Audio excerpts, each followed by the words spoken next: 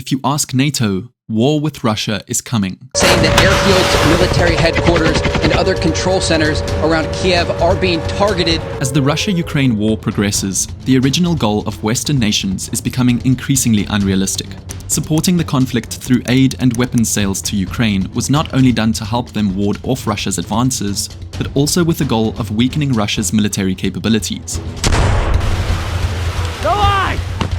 Because a weakened Russia would deter any further invasions or military aggression towards other NATO allies in Eastern Europe, rather than seeking diplomatic resolutions where some concessions are made by both parties in the pursuit of peace. Russia continues to advance while the West has sent well over $200 billion in aid so far. It's safe to say that this will continue for the long term.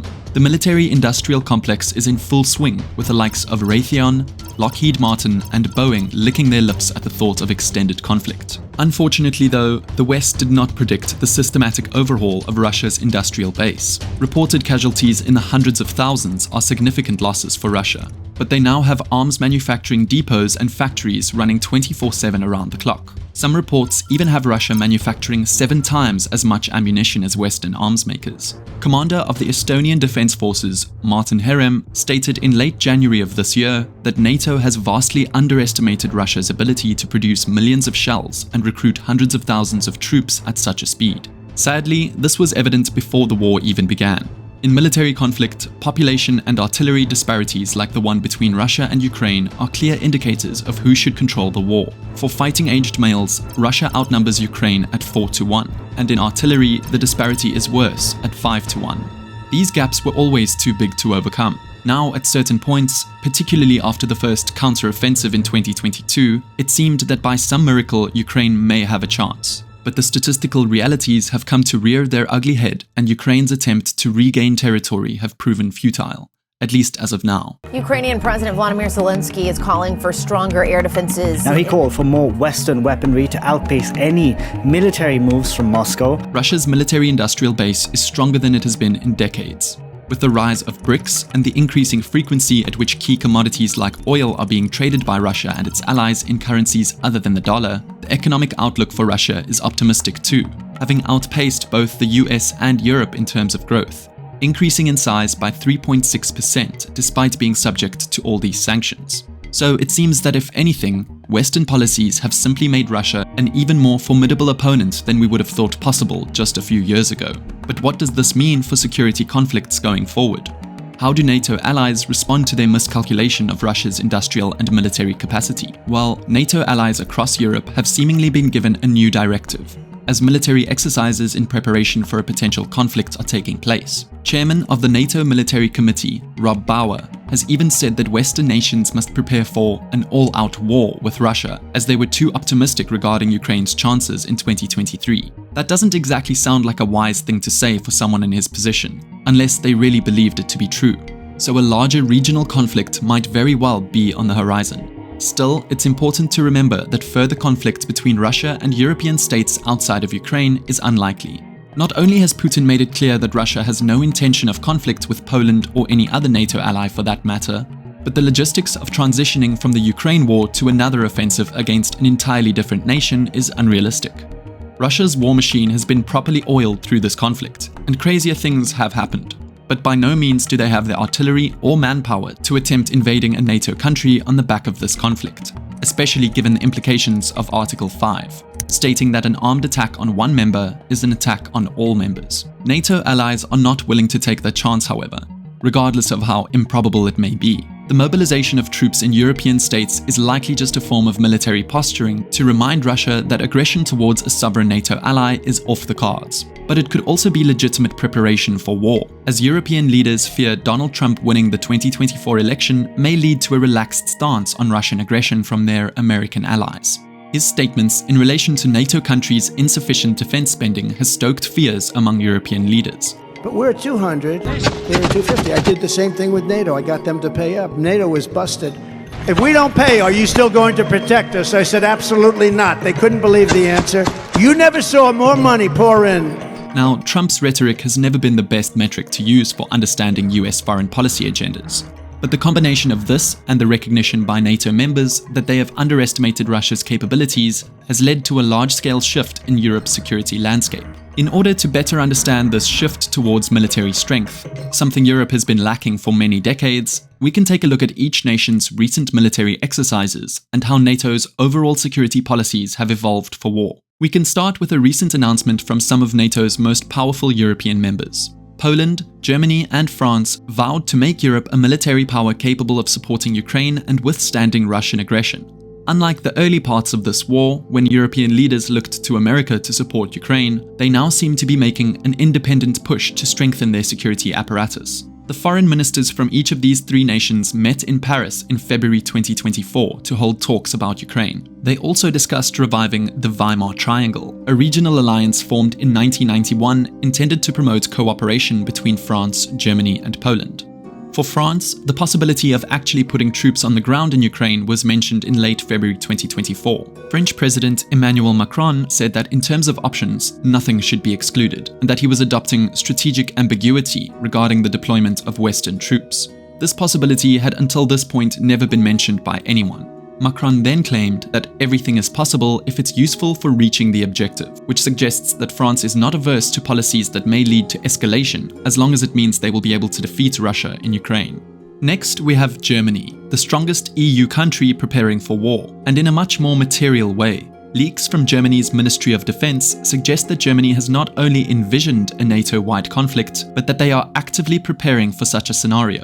Reports revealed their planned military exercise, which involves a blueprint for deploying troops to Eastern Europe following what Germany's intelligence indicates will be a buildup of Russian troops along the Belarusian border and in the enclave of Kaliningrad, a move which could potentially put pressure on Poland's border defense. In this scenario, NATO would deploy 300,000 troops to the region. The plans include work on communication networks facilitating the transport of energy resources and establishing warehouses for weapons stockpiles. On top of this, there will be critical infrastructure like road and rail networks installed to streamline transportation routes towards the east. This is true war preparations. The Germans are awaiting the results of NATO's Steadfast Defender 24 exercise, which, don't worry, we will discuss later, before taking action on the project.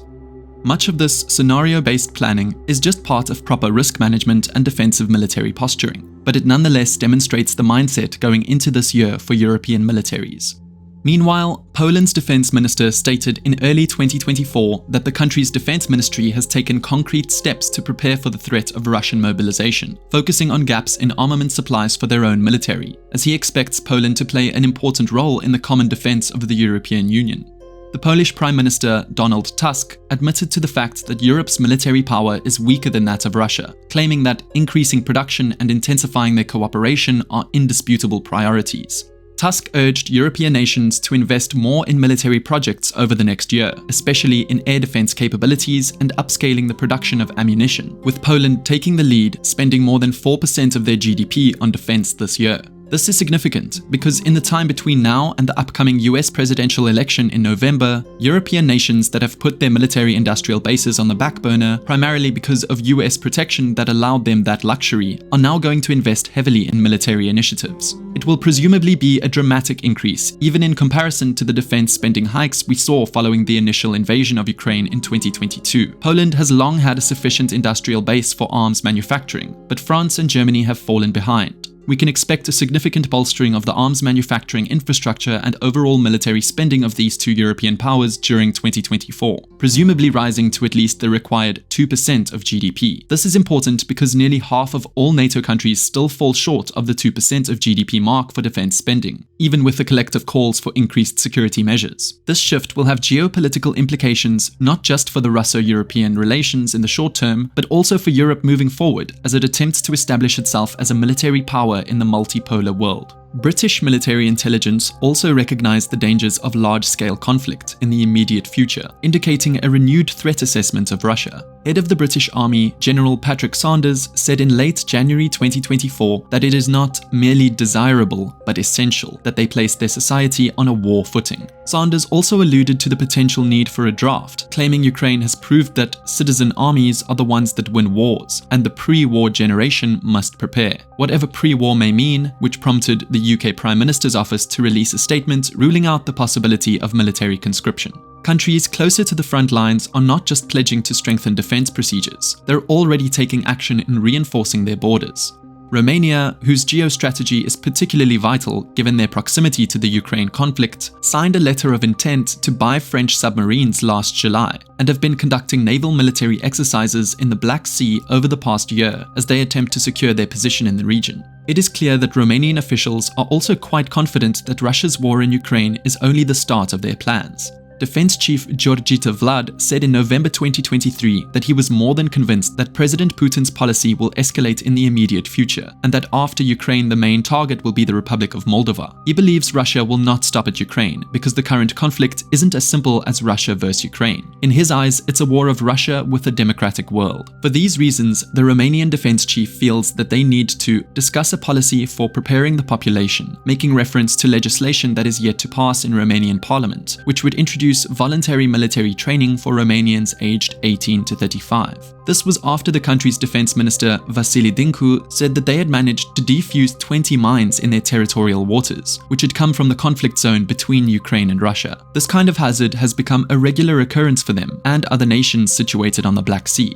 The Ukrainian port of Odessa is only 106 miles from Romania's port of Sulina, which is where the Danube River meets the Black Sea. Their naval security measures are especially urgent because the Black Sea's northern waters will likely be controlled by Russia following the end of the conflict, putting them at risk along their eastern coast. They have also let it be known that they intend to welcome 10,000 US troops to function as a wall against Russian aggression. These are the material changes that Romania must make. As a small military power with little to no air defense systems, the continued inclusion of American troops for military exercises is crucial to their defensive posturing. As we move north across the continent, preparations are heating up even more. While Moldova is the state in most danger following the Ukraine war due to their neutrality and lack of NATO membership, the Baltic states would be a close second. So let's assess their recent security policy, where they try to lay the groundwork for defending themselves against Russia. The battlefield infrastructure is already being prepared by the Baltic states, as they are constructing a network of 1,000 concrete bunkers, anti-tank mines, barbed wire, trenches, and dragon's teeth, which are pyramid-shaped anti-tank obstacles made of reinforced concrete. Ammunition depots will also be placed along the borders to defend against Russian threats. The defense ministers of Estonia, Latvia, and Lithuania announced the project in February 2024 along each of their borders with Russia, signifying a joint effort to calibrate on security issues following deteriorating relations with Russia. The national security project is necessary for deterring Russian aggression and for safeguarding the territorial integrity of their borderlands. Russia's exclave of Kaliningrad makes reinforcements along Lithuania's southern border a true necessity, on top of the obvious concerns over their eastern border. These proactive measures are perhaps the clearest examples of NATO's regional security shift and forward defense posture. By strategically placing bunkers along key border crossings, the Baltic states will secure their most vulnerable border locations, placing them in a stronger defense position than Ukraine was leading up to Russia's invasion. Now to Scandinavia, where there seems to be a joint agreement in preparing for war. Norway's defense minister urged his country to be ready for a possible conflict with Russia even after the end of Moscow's invasion of Ukraine in retaliation for Finland and Sweden's ascension into NATO.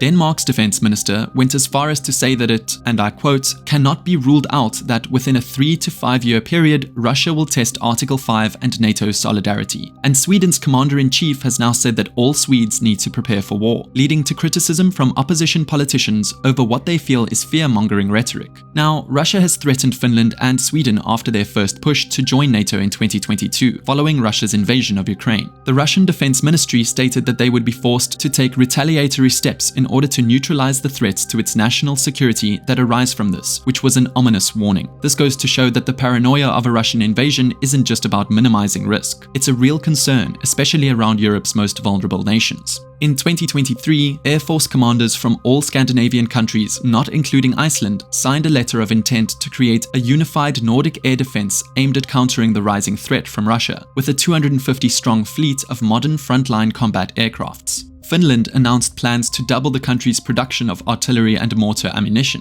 The Swedes have also just sent a battalion unit of 600 to 800 soldiers, along with heavy armor, to become part of NATO's enhanced forward presence in Latvia. They will form part of the Baltic states' first line of defense against a potential Russian invasion. They have also been invited to take part in Steadfast Defender 24, NATO's largest military exercise since the Cold War. This time, it will involve 90,000 troops from each of the 32 NATO members in a small-scale simulation of the mobilization that could take place if a NATO-wide war breaks out. For context, the last time this was held in 2021 had just 9,000 troops, a meager 10% of what it is in 2024. The first part of Steadfast Defender 24 will entail securing the Atlantic up to the Arctic, then moving troops across Europe from the high north to Central and Eastern Europe. The focus on transatlantic reinforcement will involve an exercise in maritime capabilities, including amphibious assault training in the North Atlantic and Arctic seas to prepare for a Russian advancement through the Baltic territories into Scandinavia. Part 2 will test multiple domains, including air support and the rapid deployment of troops across NATO territories to practice for a potential Russian advancement along the Eastern Front. Various exercises conducted by the UK, Poland, Nordic countries, Baltic states, and more will prepare NATO infantry and commanders for a number of security challenges in different regions of the continent. Although some exercises are annual or biennial practices of NATO as opposed to brand new initiatives, this is the most comprehensive multilateral military exercise in Europe for decades, which underscores the recent discourse surrounding war preparations. Whether some catastrophic event is coming or not, the Europe which was predicated on peace and diplomacy that we have grown accustomed to over the past 70 years is gone. Military posturing as of right now isn't a worry, but a mindset shift amongst European policymakers towards a more militarized status quo as opposed to a purely economic one isn't exactly promising for peace. Even Norwegian and Dutch generals have urged their countries to prepare for war, with the chief of Norway's armed forces saying that they have 3 years to stockpile weapons and increase spending. So the timeline for a future conflict seems to be roughly understood by defense specialists around Europe. The fear is that this conflict is being spoken into existence, with the arms race and military posturing leading to an eventual boiling point. And for the most part, this is just the natural life cycle of a fractured relationship in international relations, especially with security conflicts. Diplomatic cables are less and less useful, especially when both sides aren't speaking to each other. Economic intercourse falls by the wayside, and states begin to act purely out of their own self-interest of survival, as opposed to trusting a peace process which may require concessions that they feel could jeopardize their future security. This is why, from a historical perspective, war can sometimes look like an inevitability or a self-fulfilling prophecy when you look at the events in the years leading up to large-scale conflict, especially when states feel that their national security is threatened, as Russia felt before the Ukraine war and now NATO countries feel today. NATO chief Jens Stoltenberg said that the West is doing more from a security perspective because Russia has geared its entire economy for war spending, and a long war at that, as defense and security combined is set to reach around 40% of all their budget expenditure. So is the West reacting to Russia's changing military-industrial complex? Is Russia reacting to what they see as a unified threat from the West? It doesn't really matter anymore. Beyond Europe and NATO, Western allies more broadly are hopping on the all-out war with Russia preparation. On the complete other side of the world, an Australian defense analyst in January 2024 reiterated European concerns for a looming conflict with Russia, asking if they should consider reintroducing a form of national service to increase a pool of trained reserves while they still have time. This reference to mandatory service echoes the calls from the UK Army Chief for a renewed conscription policy. It's clear from these comments that Western allies have let their reserves and armed forces become depleted during peace times, when military spending on policies of this kind seemed redundant and obsolete. It also highlights how the security policy of these Five Eyes allies is in a rut. Australian Defence Minister Richard Marles announced that the country's navy will be more than doubling their fleet of warships from 11 to 26, a move that will give Australia its largest fleet since World War II. This is a big development because Australia needs more maritime power in particular. Between their proximity to China, a leading naval power, and the aggressive tendencies of the Chinese throughout the Indo-Pacific in recent years, increased spending on their own navy is essential. Australia is in a vulnerable position within the West versus East paradigm, however, being relatively geographically close to China and has little to offer in terms of military support for NATO against Russia as things stand. Outside of these war preparations on the ground, economic and diplomatic trends point towards a more hardline approach from the West against Russia and its allies. The United States recently announced new sanctions on Iran and Russia, even though the last round of sanctions only hurt the dollar standings in the global economy. They are also preparing sanctions on China, after the EU agreed for the first time to blacklist several Chinese companies suspected of supplying Russia with military technology, including microelectronics for missile and drone guidance systems, whereas previously the EU was hesitant to take the hard anti-China stance that that the State Department had adopted for some years. The desire to cut Russia's war economy off at the knees has led to this change. The fracturing of global politics into a West versus rest dynamic seems to be irreversible at the moment. EU blacklisted companies include firms from Turkey, Kazakhstan, China, North Korea, and India, amounting to a total of nearly 2,000 companies. The more united the West is when it comes to sanctioning foreign entities for their trade and military support of Russia, the more the supposedly imminent NATO-Russia conflict should be viewed through a broader lens. The West versus an alliance of Eastern powers. This doesn't mean every nation is necessarily involved in warfare, but rather that a NATO versus Russia war could serve as a larger proxy war for Eastern regional powers like Iran and China to advance the BRICS philosophy of combating Western hegemony. Alliances are forming, security policies are changing. A world at war is no longer beyond the realm of imagination. Thank you for watching.